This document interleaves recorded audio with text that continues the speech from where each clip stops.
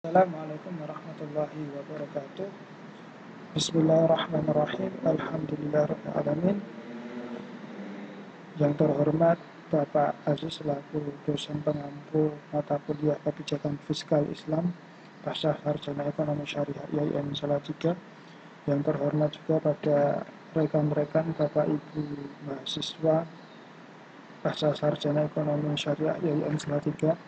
Pada kesempatan siang hari ini, saya akan menjelaskan tentang artikel kami yang berjudul Peran Sukuk Bank Indonesia sebagai Instrumen Kebijakan Moneter Islam dalam Menjaga Kecukupan Likuiditas. Latar belakang penelitian kami didasari oleh perekonomian yang tidak stabil, sehingga dibutuhkan mekanisme kebijakan moneter yang fleksibel dalam mengatur stabilitas ekonomi. Kemudian, perlunya perbankan syariah dalam menjaga likuiditasnya. Kemudian, metodologi yang digunakan dalam penelitian ini adalah menggunakan analisis deskriptif kualitatif. Kemudian, pendekatan yang digunakan dalam artikel ini adalah pendekatan studi kepustakaan atau library research. Kemudian pemanfaatan pendekatan ini digunakan untuk menganalisis terkait operasi pasar terbuka mengenai peran sukuk Bank Indonesia.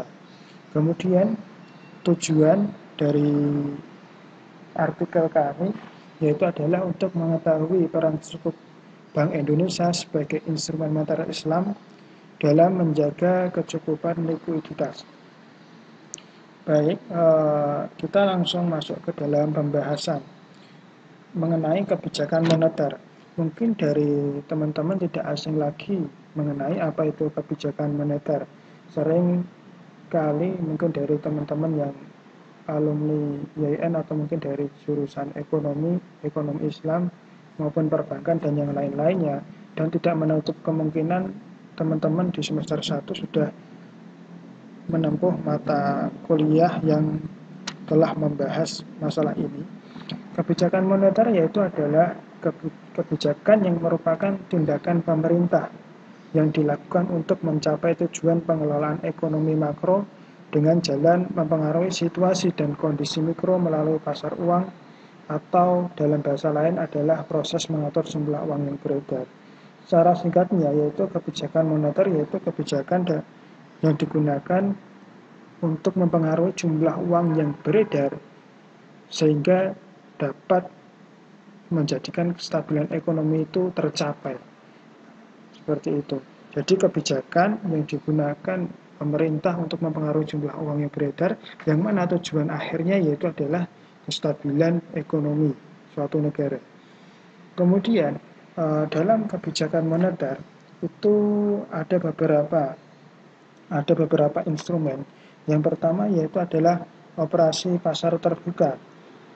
Operasi pasar terbuka atau open market operation yaitu kebijakan yang dilakukan oleh bank sentral dengan cara membeli atau menjual surat berharga atau obligasi di pasar terbuka.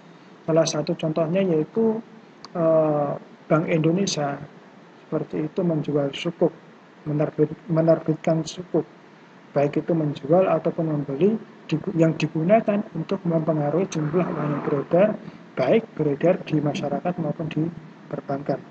Kemudian selanjutnya adalah reserve recruitment, yaitu adalah penentuan cadangan wajib minimum, yang mana beberapa produk atau mungkin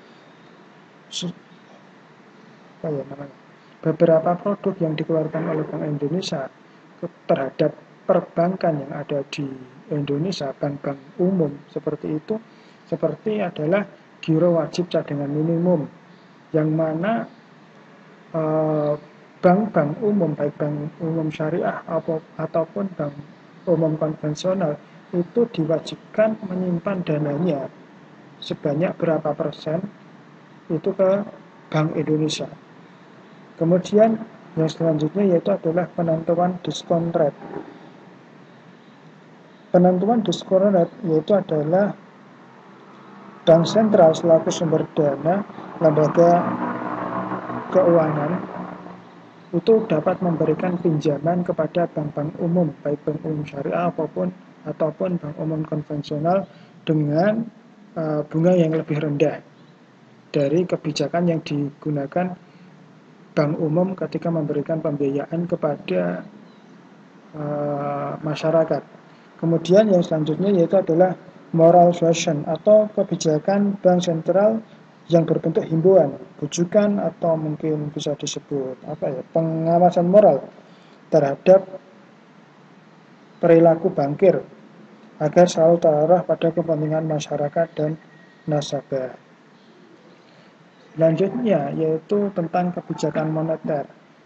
Kebijakan moneter itu ada dua langkah besar yang dilakukan, yaitu ada ekspansif dan kontraktif. Kebijakan moneter ekspansif yaitu kebijakan dengan menambah jumlah uang yang beredar, yang mana tujuannya yaitu agar daya beli masyarakat naik dan mendorong tingkat kesejahteraan masyarakat. Kemudian selanjutnya yaitu adalah kebijakan moneter kontraktif, yaitu mengurangi jumlah uang yang beredar. Salah satu instrumen yang digunakan yaitu dengan cara tadi menerbitkan sukuk atau obligasi, kemudian menaikkan tingkat suku bunga dan yang lain-lain. Kalau dalam Islam menaikkan nisbah bagi hasil seperti itu. Kemudian ada sedikit singgungan mengenai beberapa kebijakan moneter di era Khalifah Umar bin Khattab, yaitu pertama, melarang segala bentuk tindakan yang bertambah pada tambahnya gejolak dalam daya beli dan kestabilan nilai uang. Ini sering kita bahas terutama di penelitian-penelitian kualitatif. Salah satu era yang istilahnya banyak perubahan di era Khalifah Umar bin Khattab, pasar pun termasuk diatur bukan berarti 100% pemerintah pada zaman Khalifah Umar bin Khattab itu mengatur atau menentukan harga, menentukan hal-hal yang berkaitan dengan pasar, tetapi intervensi dari pemerintahan pada saat itu juga ikut, yaitu dengan cara melarang seperti talaqi ruban, kemudian yang pokoknya hal-hal yang berkaitan dengan kestabilan uang. Ketika uangnya itu tidak stabil karena mungkin ada penimbunan, terus kemudian dan yang lain-lain, itu dilarang di zaman Khalifah Umar bin Khattab. Kemudian selanjutnya yaitu melarang pemalsuan uang. Tidak hanya di zaman sekarang, bahwa zaman dahulu pemalsuan dinar dan dirham itu sudah terjadi. Kemudian selanjutnya yaitu melakukan perlindungan pada inflasi.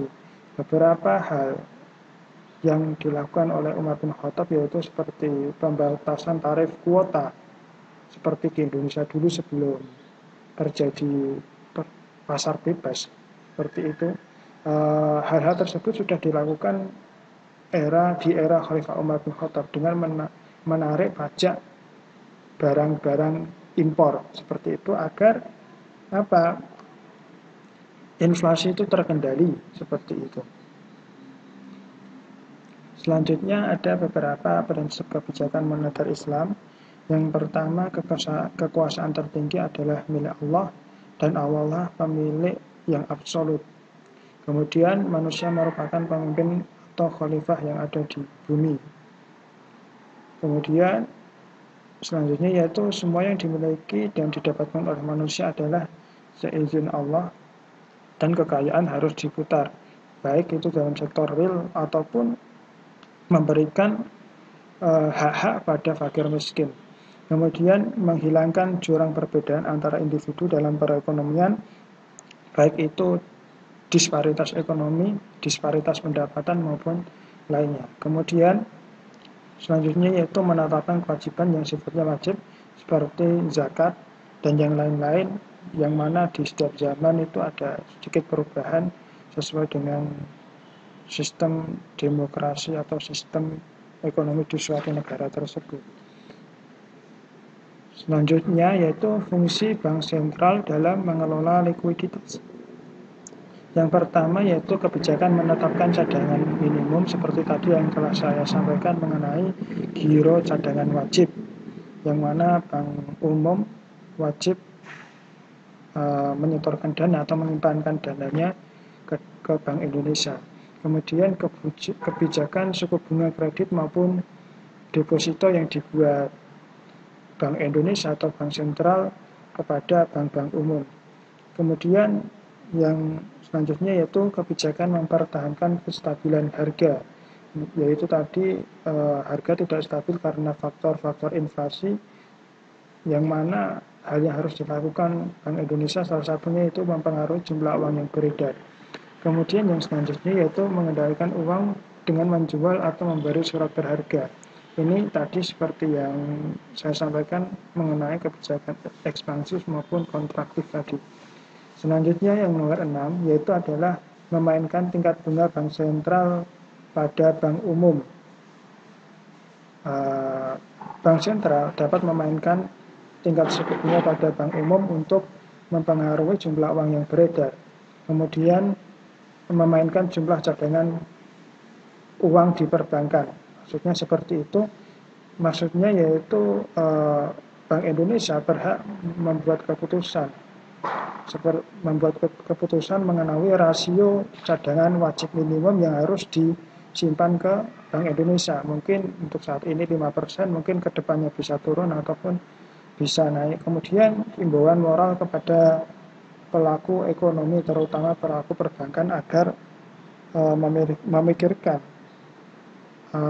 masyarakat seperti itu.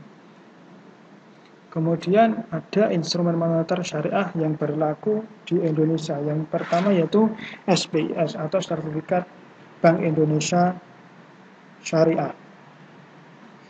Sertifikat Bank Indonesia Syariah adalah surat berharga yang berdasarkan prinsip syariah berjangka waktu pendek dalam mata uang rupiah yang diterbitkan oleh Bank Indonesia.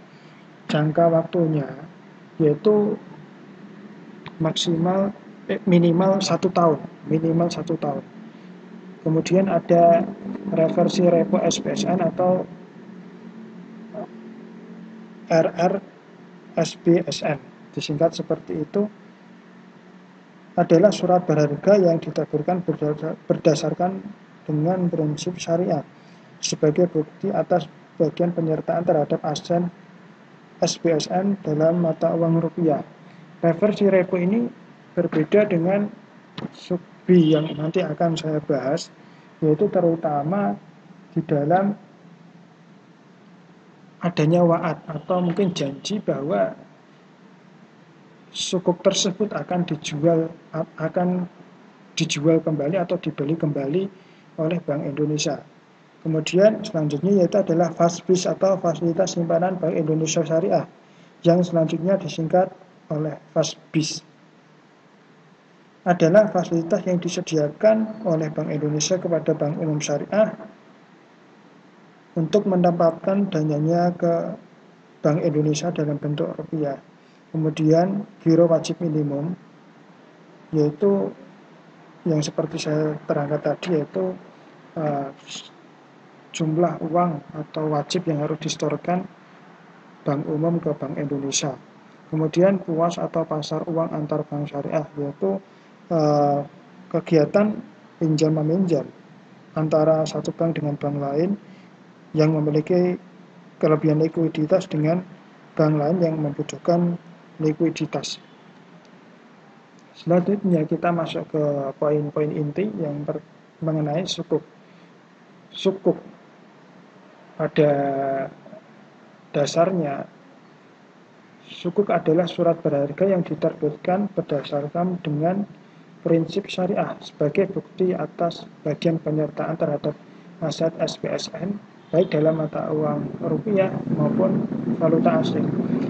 Sukuk biasanya dikenal dengan obligasi syariah, tetapi mengenai peraturan yang terbaru ini, obligasi syariah diganti namanya dengan sukuk, walaupun maknanya maksud yang diharapkan itu adalah sama.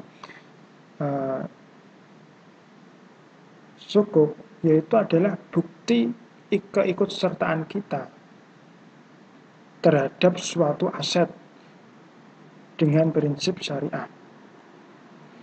Selanjutnya, SUBI atau Sukuk Bank Indonesia Syariah sebagai instrumen kebijakan moneter Islam. Sukuk Bank Indonesia merupakan surat berharga yang diterbitkan oleh Bank Indonesia dengan underlying aset atau mungkin disebut objek aset berupa surat berharga berdasarkan prinsip syariah yang dimiliki oleh Bank Indonesia. Kemudian, Sukuk Bank Indonesia hanya diperuntukkan pengelolaan moneter dan likuiditas, terutama pada industri perbankan syariah. Jadi gini, kita mengenal adanya SBSN atau surat berharga negara yang tadi sudah saya jelaskan. Kemudian ada lagi Sukuk Bank Indonesia. Ini perbedaannya apa? Kalau SBSN, surat berharga sukuk negara, itu bisa diterbitkan oleh Bank Indonesia, tetapi bisa melalui perantara-perantara. Seperti itu. Dan itu diperuntukkan oleh bisa perorangan, bisa badan usaha dan yang lain-lain. Tetapi khusus Sukuk Bank Indonesia ini diperuntukkan untuk perbankan syariah. Kemudian Sukuk Bank Indonesia selain berfungsi sebagai instrumen operasi moneter syariah, juga berfungsi sebagai instrumen pasar uang syariah yang mana dapat mengendalikan jumlah uang yang beredar tadi. Kemudian ada beberapa karakteristik Sukuk Bank Indonesia. Yang pertama, berjangka waktu paling singkat 1 hari dan paling lama 12 bulan. Berbeda dengan SBSN tadi. Yang kita tahu bahwa SBSN jangka waktu yang paling pendek yaitu adalah 12 bulan. Sedangkan SUBI atau Sukuk Bank Indonesia jangka waktu paling singkat yaitu adalah 1 hari, di mana SUBI ini dibutuhkan karena apa? Karena contoh di kondisi perekonomian yang tidak stabil yang memungkinkan bahwa antara hari ini dan hari besok, inflasi hari ini dan besok ini gejolaknya bisa menjadi panjang, bisa menjadi tinggi, seperti itu, maka dibutuhkan keputusan yang sangat tepat. Dibutuhkan untuk keputusan yang sangat tepat dalam mengendalikan sebuah kestabilan ekonomi, sehingga diterbitkanlah Sukuk Bank Indonesia yang mana jangka waktunya paling singkat bisa 1 hari dan yang paling lama 12 bulan. Jadi pada saat itu bisa Bank Indonesia bisa menerbitkan Sukuk Bank Indonesia agar dibeli oleh bukan dibeli, istilahnya dibeli oleh bank-bank umum, bank umum syariah terutama. Kemudian diterbitkan tanpa warkat. Selanjutnya dapat diagunkan kepada Bank Indonesia ketika bank umum tadi berhutang kepada Bank Indonesia. Kemudian yang membedakan lagi yaitu hanya dapat dimiliki oleh bank, tidak bisa perorangan. Kemudian di pasar perdana hanya dapat dibeli oleh Bank Umum Syariah dan UUS, kemudian dan dapat diperdagangkan di pasar sekunder. Selanjutnya, ini adalah mekanisme penerbitan SUBI atau Sukuk Bank Indonesia. Kita melihat di sini ada surat berharga syariah atau SUBI. Contohnya yaitu 1000 unit. 1000 unit itu dikeluarkan oleh Bank Indonesia. 999 ini diterbitkan agar investor itu menyertakan dananya dalam investasi tersebut. Kemudian Bank Indonesia hanya memiliki satu unit terkecil instrumen operasi pasar terbuka. Contohnya yaitu 1 unit. Jadi kan ini 999 unit ditambah 1 unit sama dengan 1000. Jadi akadnya yang digunakan adalah akad musyarakah, di mana semuanya ikut andil antara Bank Indonesia, walaupun Bank Indonesia hanya memiliki 1 unit saja, 1 unit underlying asset, sedangkan yang 99 ini diterbitkan agar investor itu melakukan investasi terhadap unit tersebut. Kemudian setelah berakad musyarakah, kemudian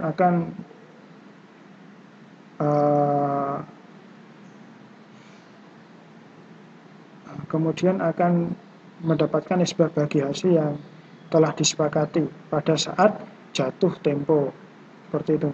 Nah, jatuh temponya itu tergantung tenornya. Tadi ada tenor minimal itu satu hari. Ya mungkin sistem mekanismenya bagi hasil atau keuntungan yang didapat satu hari itu tersebut. Nah, untuk mekanisme suku Bank Indonesia tadi, suku Bank Indonesia tadi 999 unit ini bisa dijual lagi ke Bank Indonesia ataupun bisa dijual ke bank lain, seperti itu. Sedangkan kalau kita tadi melihat reversi repo itu wajib dibeli lagi oleh Bank Indonesia, seperti itu. Sedangkan kalau dalam suku Bank Indonesia ini tidak harus dijual kembali ke Bank Indonesia, seperti itu. Kemudian mekanisme suku Bank Indonesia dalam menjaga likuiditas. Sebenarnya ini ada kaitannya dengan efek jangka panjang terhadap stabilitas ekonomi atau kestabilan moneter. Yang pertama kita kapan toh suku Bank Indonesia itu dibutuhkan, seperti itu ya. Contoh pada kondisi ekonomi suatu negara, kita melihat dari jumlah uang yang beredarnya, apakah itu inflasi ataupun deflasi. Nah, ketika inflasi seperti itu toh, ketika inflasi naik, yang harus dilakukan oleh Bank Indonesia yaitu salah satunya yaitu dengan cara menerbitkan suku Bank Indonesia atau SUBI dengan cara menerbitkan suku Bank Indonesia.